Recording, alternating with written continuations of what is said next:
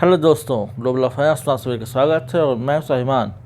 जहां अमेरिका में H1B visa को लेकर एक बहस छिड़ी हुई है कि यहां पर इंडियन वर्कर्स को आना चाहिए या नहीं आना चाहिए, और एंटी H1B वीज़ा के लिए सपोर्ट चल रहा है, कैंपेन चल रहा है। वहीं पर एक नया ऑफ़र आया है ताइवान से। जी हाँ, ताइवान एक छोटा सा देश जो एशिया में है, जिसकी बॉर्डर चाइना से लगती है। इस देश ने ऑफ़र किया है इंडिया को visa for multiple entries. Indian workers के लिए ताइवान ने अपने दरवाजे खोल दिए हैं और इन्होंने 2 ऑफ़र दिए हैं। एक वीज़ा में जहां पर जो वर्किंग प्रोफेशनल्स हैं वो टेक सेक्टर में अपने जॉब तलाश सकते हैं, लिमिटेड समय के लिए ताइवान जा सकते हैं, पैसे कमा सकते हैं और इंडिया लौट सकते हैं। यहाँ पर मल्टीपल एरियाज़ हैं, टेक हो गया, फाइनेंस हो गया और इंफ्रास्ट्रक्चर हो गया, अलग अलग सेक्टर हो गए जहाँ पर आप ताइवान में काम कर सकते हैं।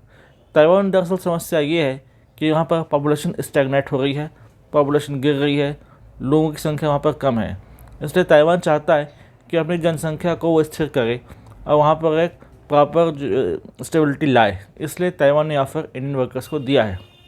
आपको याद होगा कुछ समय पूर्व रशिया ने भी सिमिलर ऑफ़र दिया था कि इंडियन वर्कर्स रशिया आएँ, काम करें और यहाँ तक कि वहाँ सेटल भी हो सकते हैं, ताकि रशिया भी अपनी पॉपुलेशन की स्टेबिलिटी को ठीक कर सके, अपना डेमोग्राफिक प्रोफाइल को करेक्ट कर सके। सिमिलरली इज़राइल का भी एक ऑफ़र है जिसमें कई हज़ारों वर्कर्स, इंडियन वर्कर्स को ऑफ़र किया गया कि वो इज़राइल आए और वर्क करें। हालांकि ये एक स्ट्रेटेजिक मूव था जहाँ पर पैलेस्टीनियन वर्कर्स को रिप्लेस करके इंडियन वर्कर्स को इंस्टॉल करना था, ताकि वहाँ पर एक एंटी इज़राइल सेंटिमेंट्स को कमज़ोर किया जा सके। लेकिन ताइवान का केस अलग है। यहाँ पर प्योरली वर्किंग प्रोफेशनल्स के लिए एक नया अरेना खोला जा रहा है जहाँ पर वो काम कर सकते हैं, सीख सकते हैं और अपने विस्तार को बढ़ा सकते हैं।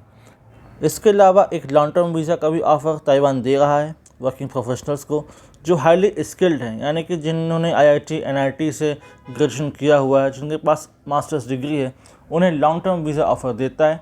वर्क परमिट, रेजिडेंस परमिट देता है, यानी कि जो लंबे समय तक ताइवान में रहना चाहते हैं, जिन्होंने अपना ये मन बना लिया है कि उन्हें ताइवान में ही परमानेंटली सेटल डाउन होना है, वहीं रहना है, जो इंडिया वापस नहीं लौटेंगे, उनके लिए भी एक गोल्डन वीज़ा ऑफ़र करता है ताइवान, ताकि यहाँ पर वो रह कर ताइवान में रहें, पैसे कमाएं, चाहे तो यहाँ से रेमिटेंस अपनी फैमिली को भेज सकते हैं और एक प्रकार से ताइवान का भी फ़ायदा करें और इंडिया का भी, और जो ताइवान की पॉपुलेशन समस्या है वह भी समाप्त हो सके।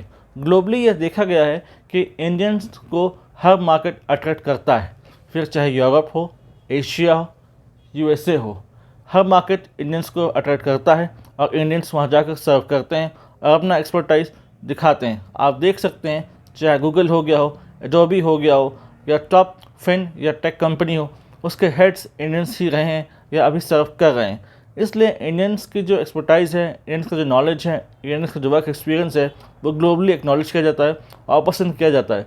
हालांकि अमेरिका में जब से ट्रंप आए हैं, उनका ये कहना है कि अमेरिकन फर्स्ट नीति के अनुसार अमेरिकन को ही जॉब में प्रेफरेंस मिलनी चाहिए, यानी कि इंडियंस के लिए अब शायद अमेरिका में उतना अच्छा काम करना आसान होगा नहीं और उतना ईजिली उनको शायद H1B वीज़ा मिले नहीं। इसलिए ताइवान के अपॉर्चुनिटी को हमें ग्रैब करना चाहिए और जितने भी टेक प्रोफेशनल्स हैं, जितने भी IT प्रोफेशनल्स हैं, उनको चाहिए कि वो इस बारे में सोचें और हो सकता है गवर्नमेंट ऑफ इंडिया इसको प्रमोट करे ताकि लोग शिफ्ट हो सकें ताइवान की तरफ बजाय USA की तरफ। इससे एक लोड भी कम होगा और नए मार्केट खुलेंगे। इससे इंडिया ताइवान के रिश्ते सुधरेंगे, क्योंकि वैसे भी चाइना के साथ हमारे संबंध अच्छे हैं नहीं और ताइवान और चाइना के भी संबंध आपस में अच्छे नहीं हैं। तो हम चाहें तो ताइवान के साथ संबंध अच्छे कर कर चाइना को काउंटर कर सकते हैं और इसी बहाने हम एक नया रिलेशनशिप इस्टेब्लिश कर सकते हैं, ताकि आगे चल के इंडिया और Taiwan full flash diplomatic relations में आ जाएं और एक कड़ा मुकाबला चाइना को दें। तो ये एक प्रकार से विन विन सिचुएशन है इंडियंस के लिए भी और ताइवान के लिए भी।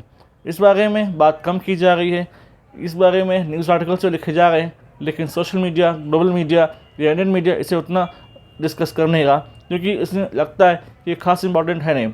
फिर भी अगर डिप्लोमेटिक या जियोपॉलिटिकल एंगल से देखा जाए तो ये बहुत इंपॉर्टेंट मूव है और इंडिया के लिए ये अच्छा सिचुएशन है और एक अच्छा मूव है। इसलिए Indians should explore Taiwanese market and settle down there for the longer good of India। इससे रिलेटेड कोई सिग्निफिकेंट इन्फॉर्मेशन आती है तो तो मैं आप लोगों के लिए एक डेडिकेटेड वीडियो बना दूंगा। Thanks for watching. Do comment, share, like, subscribe the video. अगर आप हमसे जुड़ना चाहते हैं तो आप टेलीग्राम और इंस्टाग्राम के थ्रू से जुड़ सकते हैं। जय हिंद, जय भारत,